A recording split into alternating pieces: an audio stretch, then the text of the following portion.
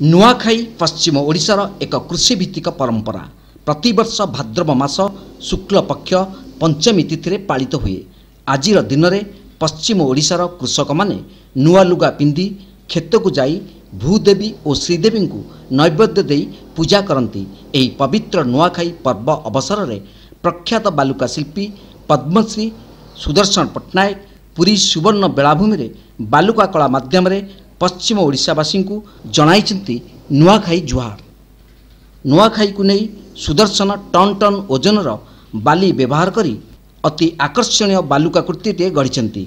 से पारंपरिक संबलपुरी कलाकृति सहित धान केंडार चित्र प्रदर्शित होइछि। एथिसहित देवी को आराधना करिवार दृश्य निखुण भावे गढ़िबा सह समस्त को नुआखाईर जुहार जणाई अभिनंदन जणाइछन्ति। नुआखाई अवसर में आमर बालुका चित्रकला माध्यम समस्त अनेक अनेक अभिनंदन एवं नुआखाई जुहार।